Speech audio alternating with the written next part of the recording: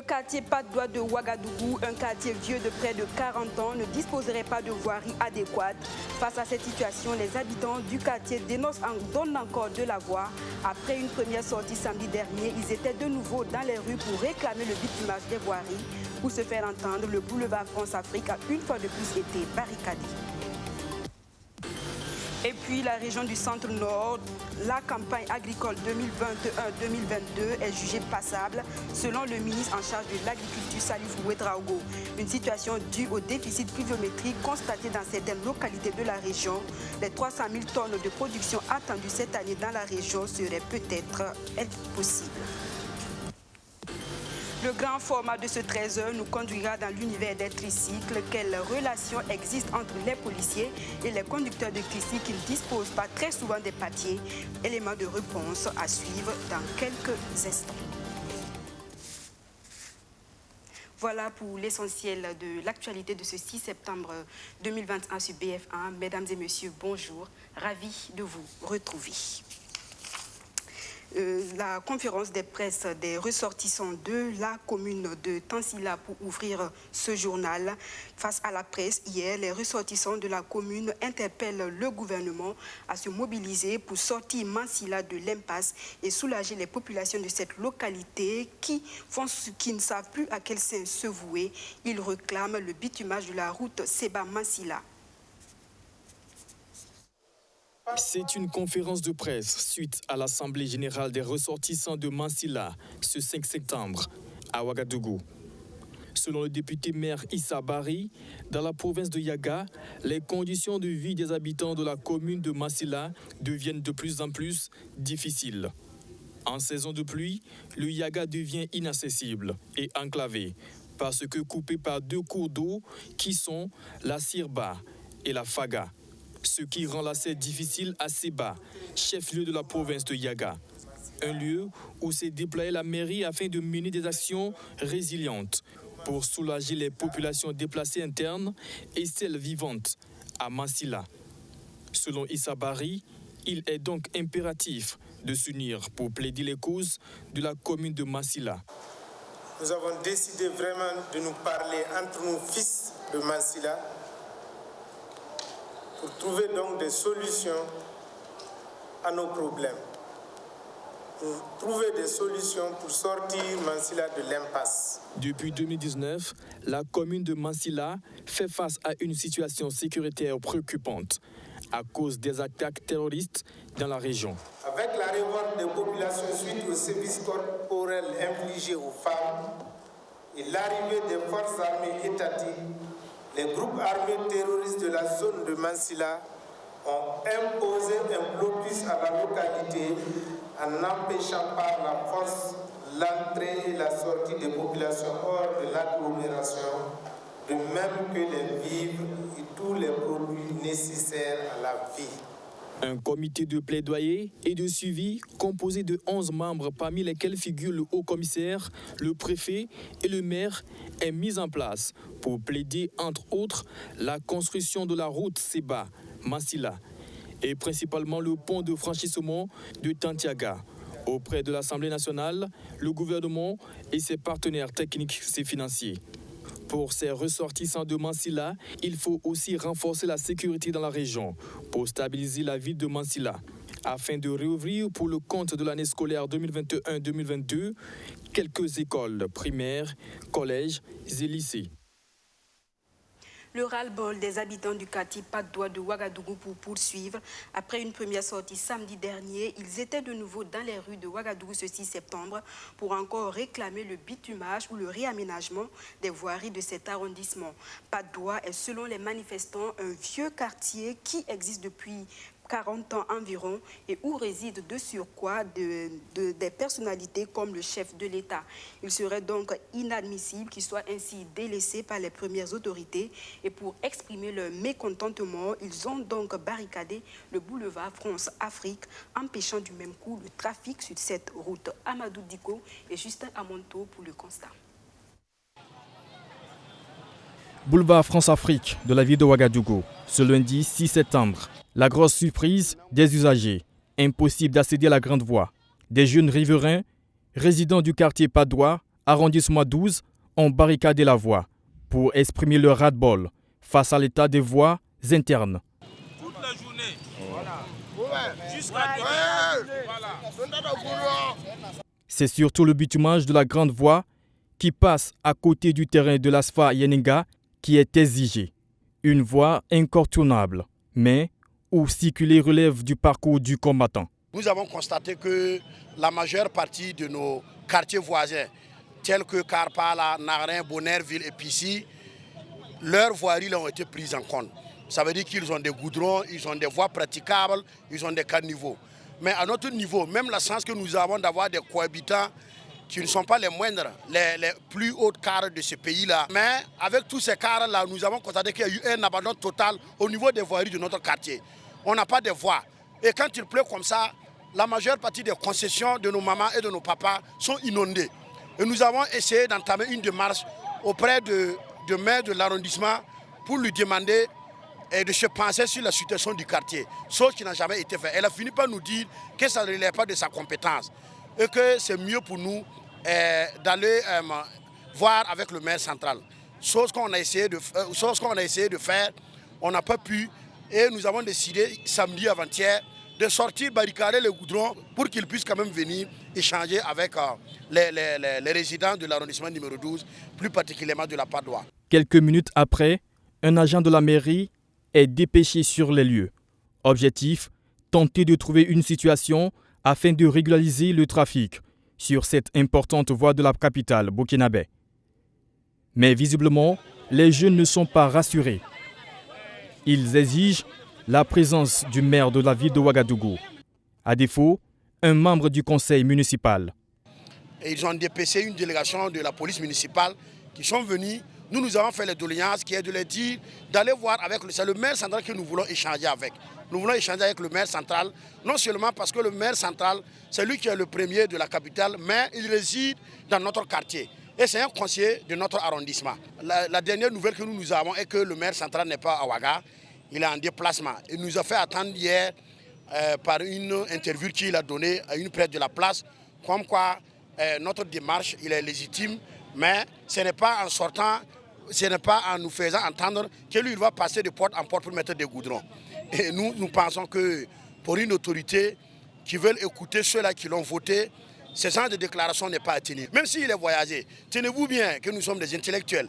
Et ce n'est pas une seule personne qui gère une mairie. Si c'est lui seul qui peut gérer les problèmes de la mairie centrale, donc ça veut dire que nous, on est morts. La situation est devenue insupportable pour les résidents de ce quartier. Elles sont nombreuses, les familles qui vivent aujourd'hui dans la précarité, faute de toit, car leurs maisons se sont effondrées dans la nuit du dimanche 5 septembre à cause de la forte pluie, conséquence du manque des caniveaux sur cette voie. L'autorité municipale est attendue avec urgence par cette population sinistrée. Actualité hors de chez nous, on pourrait le dire, les années passent et se ressemblent sur le continent africain pour ce qui concerne en tout cas les questions politiques. Après le Mali en août 2020, c'est la Guinée-Conakry qui connaît un autre coup d'État qui a permis l'arrestation du président Alpha Condé. Il paye ainsi le prix fort pour son entêtement à briguer un troisième mandat. Depuis hier dimanche, Mamadi Doumbouya est donc le nouvel homme fort de la Guinée. Avec ses camarades, ils ont annoncé la dissolution du gouvernement, des institutions et de la Constitution. Selon les putschistes, ce coup de force vise à rendre la politique au peuple, un peuple qui a d'ailleurs éclaté de joie après l'arrestation du président Condé. En Guinée, le coup d'État militaire de dimanche a donné lieu à des scènes de joie dans le pays, notamment dans les banlieues réputées favorables à l'opposition. Conduit par le lieutenant-colonel Mamadi Doumbouya, ce putsch a pour but, selon les militaires, de rendre la politique au peuple. Un porte-parole des militaires a apporté des précisions ce lundi sur le sort du président Alpha Condé. Nous voulons rassurer la communauté nationale et internationale que l'intégrité physique et morale de l'ancien président n'est pas engagée. Nous avons pris toutes les mesures pour qu'il ait accès à des soins de santé, également qu'il soit en contact avec ses médecins. Tout se passera bien. Au moment venu, on fera des communiqués. Les militaires ont annoncé dissoudre le gouvernement, les institutions et la constitution qui avait fait adopter l'ancien président Alpha Condé pour se maintenir au pouvoir pour un 3e mandat. Aucun décès n'a été rapporté officiellement après le coup d'État. Les frontières terrestres et aériennes ont été fermées. Le CNRD appelle les fonctionnaires à reprendre le travail dès ce lundi. Le couvre-feu est instauré à partir de 20 h sur toute l'étendue du territoire national et ce jusqu'à nouvel ordre. Ce putsch a suscité une large réprobation de la communauté internationale. Washington a prévenu que ce coup de force pourrait limiter les aides des États-Unis au pays. Retournons au Burkina Faso et nous mettons le cap dans la région du Centre-Nord pour le suivi de la campagne agricole. Une campagne 2021-2022 jugée passable dans cette région selon le ministre en charge de l'agriculture. Les déficits pluviométriques dans certaines localités de cette région risquent d'affecter les objectifs de la campagne agricole dans cette région fixés à 300 000 tonnes de céréales, dont 23 000 tonnes de riz. Alexis Belem-Naba. C'est un site de production agricole de 8 hectares de Nebla-Bumbu Konkobo, un producteur agricole de la commune de Boussouma dans la région du Centre-Nord. Plusieurs spéculations sont produites ici. Il s'agit du maïs, du sorgho et des arachides. Avec une main-d'œuvre de 17 personnes, Nebla-Bumbu Konkobo fait le labour avec ses moyens de bord, comme la charrue et le tricycle. Son champ est équipé d'un château d'eau qui lui permet d'arroser en toute saison. Avec la réhabilitation des demi-lunes, l'utilisation de la fumure organique et le suivi des conseillers techniques de l'agriculture, il espère pour cette saison humide un rendement estimé à 15 tonnes de céréales. L'exploitation est nous sommes sur 8 hectares. Les 8 hectares là, nous avons 1 hectare que j'utilise pour faire le jardin et 4 hectares pour le maïs, 1 hectare et demi en arachide, 1 hectare et demi en mil. Jusqu'à présent, on croit que ce n'est pas raté. Ça va aller, on est dans la prière, et on compte sur Dieu et on attend vraiment que Dieu ouvre les vannes des cieux pour arroser ce qu'on a mis sous terre. Je crois qu'avec, vous voyez comment ça présente, avec la fumure organique, les conseils des techniciens, on sent que ça peut toujours aller. Plus loin à Kaogo, village de la commune de Pibaoré, la société coopérative de riz Zemstaba. Elle exploite une superficie de 30 hectares aménagée en 2017 par le projet Nertamba avec une main-d'œuvre de 208 personnes, dont 70% de femmes. Pour cette saison humide, elle a bénéficié de l'appui de la FAO en intrants agricoles et le rendement à l'hectare est estimé à 45 tonnes, soit un total de 170 tonnes attendues.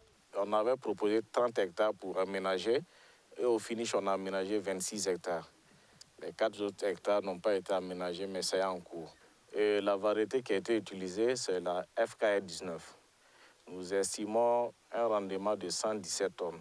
On a estimé le rendement à 4,5.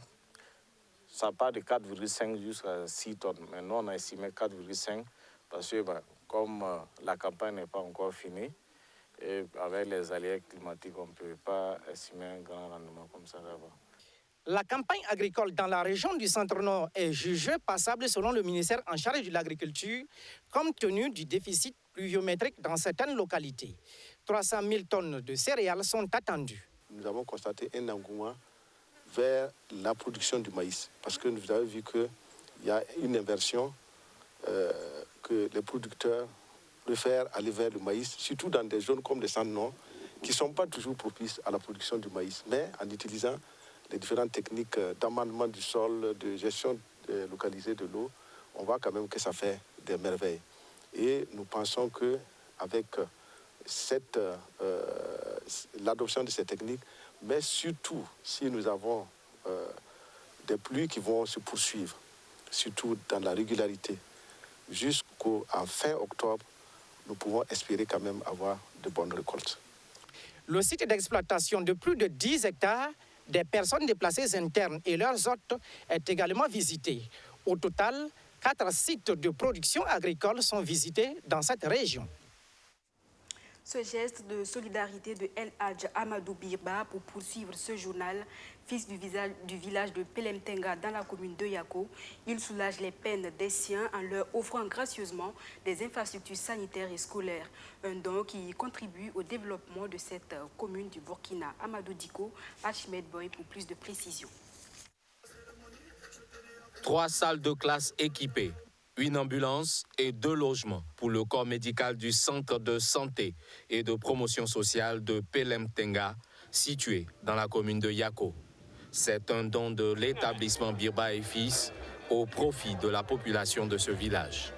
Ce geste contribuera à soulager ces villageois confrontés à des difficultés de soins sanitaires et au manque d'infrastructures scolaires.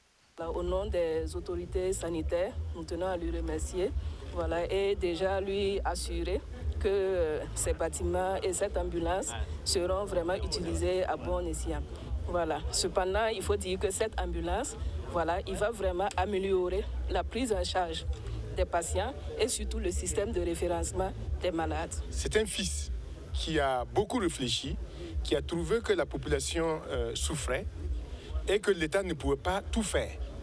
Donc, il a bien voulu en tout cas dépenser pour en tout cas venir en aide à la population et du reste à l'État. Par cet acte, El Hadj Amidou Birba exprime sa reconnaissance à cette localité qui lui a tout donné. C'est pourquoi il veut participer à son développement. Nous sommes en ville et là-bas, les conditions sont réunies pour le bien de tout le monde. Mais ici, la réalité est autre. Voilà pourquoi j'ai décidé de soutenir mes frères et sœurs de Pelemtenga par ce don afin de leur permettre aussi d'être heureux, car nul ne doit être heureux seul. Je les invite donc à en faire un bon usage. Cette cérémonie de remise de dons s'est achevée par une plantation d'arbres à l'école B de Pelemtenga. Occasion également saisie par El Hadj Amidou Birba pour inviter ses collaborateurs orpailleurs à soutenir et à investir dans ce village pour l'épanouissement de sa population.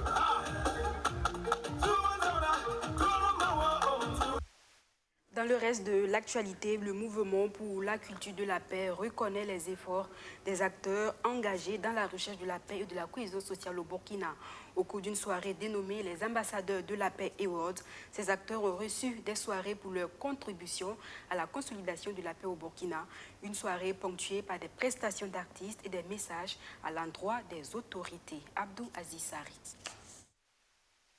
C'est un visage qui ne se présente plus. Aladji Yoro, ce maraîcher révélé au grand public avec l'entrée en scène des volontaires pour la défense de la patrie dans la lutte contre le terrorisme. L'homme était au Mali où il résidait. Mais il a décidé de tout abandonner et rentrer au pays avec un groupe de personnes pour défendre la patrie. Un patriotisme récompensé ce soir à l'occasion de la première édition des ambassadeurs de la paix Awards. Il reçoit une moto plus un trophée. Comme lui, le coordonnateur national de la confrérie des Dozos sans frontières reçoit également un trophée pour sa contribution à la lutte contre les forces obscurantistes. Nous disons encore merci à tous ceux qui ont organisé, sans oublier Sa Majesté le Moro Naba, sans oublier également le chef de Bobo Mandarin de Bobo Dioulasso. C'est grâce à leur bénédiction. Il faut tous contribuer. Nous pouvons vraiment les aider. Si nous restons les bras courageux pour dire que non, nous ne pouvons rien faire, il faut que ce soit les militaires seulement, ça va être difficile. Et il faut aussi réfléchir, l'organisation qui a été mise en place, contribuer et cotiser un peu. Il ne faut pas abandonner les familles des victimes. Environ 40 personnes ont été récompensées à cette soirée de distinction. L'initiative est du mouvement pour la culture de la paix et l'amour de la patrie, MPAP. Elle vise à remercier tous les fils et filles de la nation burkinabé pour leur patriotisme et engagement pour la paix et la cohésion sociale. En sachant qu'il y a des hommes et des femmes qui se battent nuit et jour pour la cohésion sociale, pour la paix, pour l'intégrité du territoire, en les récompensant, c'est pour susciter cet amour pour le Burkina Faso. C'est pour lancer un élan et un réveil du patriotisme pour pouvoir aboutir à un Burkina apaisé, sécurisé dans toutes ces régions. C'est ça l'objectif. Galvaniser les troupes au fond susciter l'amour pour la patrie et encourager ceux qui se battent pour la paix. Au-delà des remises des prix, cette soirée a été également l'occasion pour les organisateurs d'offrir des vivres aux familles des VDP et FDS tombés au front pour la nation. Ce 13h consacré aux conducteurs de tricycles, la ville de Ouagadougou compte plus de 84 000 tricycles immatriculés, mais la plupart des conducteurs ne possèdent pas très souvent un permis de conduire. Une méconnaissance du code de la route qui cause des accidents très souvent dans la ville de Ouagadougou. En face, la police municipale qui ne leur fait pas de cadeau lors des contrôles de routine. L'association des conducteurs de tricycles veut améliorer les relations entre les policiers et les conducteurs de tricycle. Elle initie donc des séances de formation sur le code de la route à ses administrés.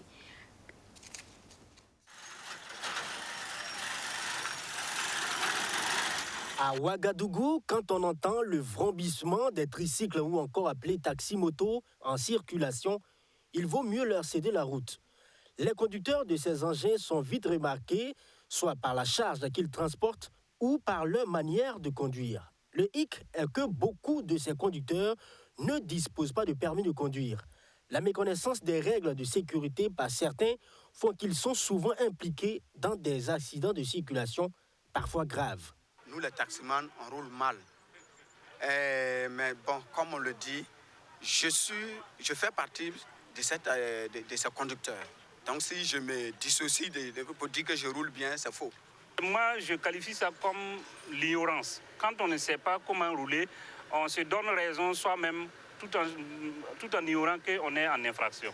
Des enfants sont souvent au guidon de ces engins. Pourtant, en matière de réglementation, pour être conducteur de tricycle, il faut avoir au moins 18 ans.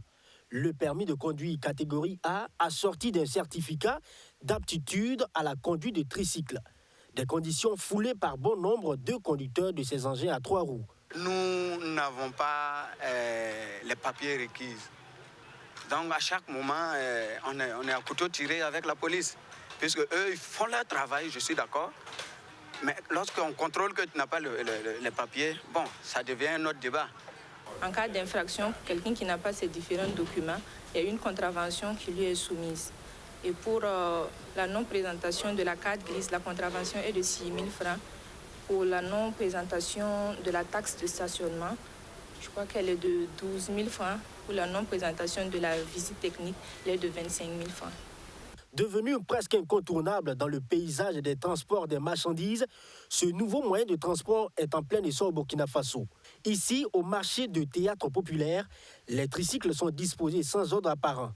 Les conducteurs de ces motos attendent impatiemment un coup de fil ou l'arrivée d'un éventuel client. Le tarif d'une course se négocie. Lorsque vous voyez les tricycles garés, chacun attend son portable. Lorsque ça crépite, bon, un tel dit, bon, viens prendre mon bagage, et il se lève, il va. Maintenant, en dehors des marchés, il y en a qui circulent, qui se promènent pour chercher des marchés un peu partout. Selon les conducteurs, le métier est difficile et pour gagner leur pain quotidien, ils sont obligés de faire des surcharges. Avant d'ajouter qu'un peu moins de la moitié des recettes journalières sont consacrées au carburant, après avoir soustrait la prime quotidienne du propriétaire du tricycle. Il y a certains clients, lorsque tu prends, tu dois faire 2 voyages. C'est-à-dire d'abord, tu dois déposer la chose, par exemple, à Sankaré. Tu as 2500 avec lui, souvent 2000. Maintenant, tu décides de partir 2 fois, compter le carburant et puis ce qu'il va te payer, vraiment, ça ne fait pas affaire. Donc, on est obligé de charger très souvent, déborder, pour pouvoir quand même avoir quelqu'un minimum dedans. La plupart des conducteurs de tricycle affirment travailler pour le compte d'un propriétaire. Chacun a une caution à verser à la fin de la journée et le coût varie en fonction de la résistance du tricycle. Et c'est une entente entre toi et puis le propriétaire, celui qui a payé. Voilà, sinon ça varie entre 2000 à 2500. Voilà, maintenant quand le tricycle est vieux, bon, c'est pas simple. Souvent c'est 1500, souvent 2000. La collaboration entre conducteurs de tricycle et les services de police n'est toujours pas au beau fixe. Les conducteurs dénoncent les tracasseries policières, même s'ils reconnaissent n'avoir pas tous leurs documents à jour. Pour des gens qui ne sont pas en règle et qui ne respectent pas la réglementation, et si la police municipale tient à bien faire son travail, Et ces personnes ne peuvent dire qu'ils sont tracassés, puisque nous allons sortir sur des terrains, nous allons mener des missions pour les amener à respecter la réglementation. Ce n'est pas parce qu'on ne veut pas faire le permis.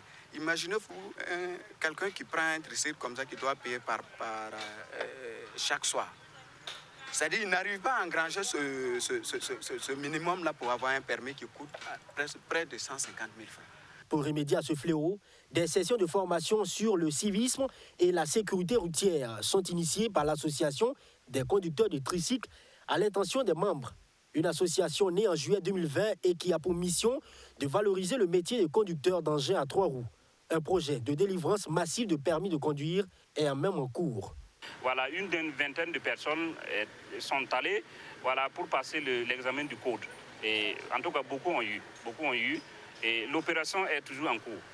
Selon l'association des conducteurs de tricycles, plus de 42 000 tricycles sont immatriculés dans la seule ville de Ouagadougou avec plus de 84 000 emplois directs.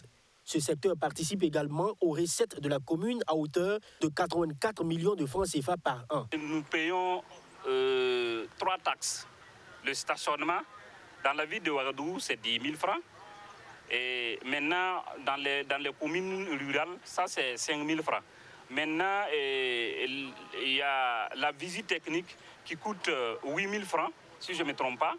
Et ensuite, il y a l'assurance qui tourne autour de 30 000.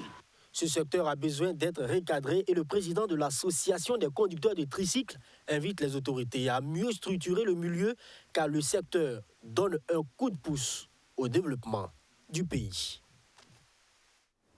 C'était donc un dossier signé Maxime Ilboudo et Benjamin Kwame. En sport football, à 24 heures du match des étalons du Burkina contre les Fennecs d'Algérie, les petits plats sont en train d'être mis dans les grands.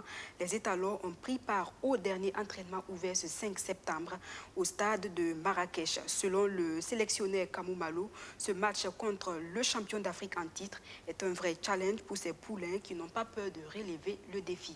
La correspondance depuis Marrakech de Arsène Konditamdi. Depuis 2000, les étalons du Burkina Faso et les Fennecs d'Algérie se sont affrontés à 14 reprises pour un bilan diamétralement symétrique. 5 victoires de part et d'autre et 4 matchs nuls. Mais ces dernières années, les Fennecs sont dans une forme historique. En plus d'être champions d'Afrique en titre, ils détiennent le record d'Afrique de matchs sans défaite, 28 à ce jour. Mais Kamou Malo et ses poulains veulent aborder ce match avec sérénité. C'est le football. Alors, nous savons que personne ne parie sur nous. Alors, ça nous permet, en tout cas, d'aborder ce match avec beaucoup de contraction. Et j'ai dit aux jeunes, pas de pression supplémentaire. Nous ne devons rien lâcher, mais nous ne devons pas non plus être excités parce que c'est simplement l'Algérie. Nous devons rester nous-mêmes. Nous avons notre football. C'est sûr que nous allons poser des problèmes à certaines nations, pourquoi pas à l'Algérie. Vous allez vous préparer avec vos armes que vous avez et pour en tout cas essayer aussi de mettre fin à cette invincibilité. Le match face au Niger a permis au coach d'avoir une idée sur la forme des hommes à qui il avait accordé sa confiance. Gustavo Sangaré est l'une des satisfactions de ce premier match face au MENA. Je dirais qu'il est sans tomber dans un optimisme béat parce que ce n'est que son deuxième match avec la sélection. Ça ne suffit pas déjà pour commencer à s'enflammer. Mais je pense qu'il est sur la bonne voie. C'est à lui de continuer à se battre simplement parce que rien n'est acquis. Voilà, donc qu'il continue de se battre pour, en tout cas,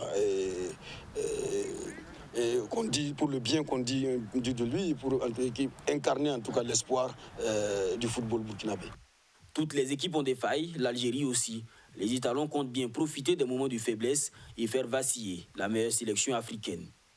On va l'aborder comme les autres matchs. On est tous conscients et c'est un gros match. Et voilà, on est fiers de nous. Il reste un match qu'on doit bien gérer. Et voilà, donc je pense que c'est le football, c'est à jouer. Et nous, on sait aussi qu'on va donner tout pour le tout pour pouvoir sortir ici avec la victoire. Contre le Niger, la défense burkinabé a montré quelques signes d'inquiétude, mais elle s'en sort tout de même sans prendre de but. Face à l'Algérie, l'armada offensive est d'un autre calibre. Et les Étalons se disent prêts à faire les efforts nécessaires pour contrer la bande à Riyad Mahrez. La finale du championnat national de hockey, tenue le 4 septembre dernier, a opposé Gunguin à Espoir de Koudougou. C'est après l'épreuve des shot-out que Gunguin est monté sur la plus haute marche. Au terme du temps réglementaire, le score était de 2 buts partout. Madizongo, Benjamin Kwame. Les shot-out ou tirs au but en parlant de football, c'est le moyen qui a permis de dénouer la finale de la 5e édition du championnat national de hockey qui a opposé Gunguin Hockey Club à Espoir Hockey Club de Koudougou. C'était le 4 septembre dans la salle des arts martiaux japonais de Ouagadougou. Une séance interminable qui a souri à Gunguin avec le seul tir réussi par Angelo Bacala.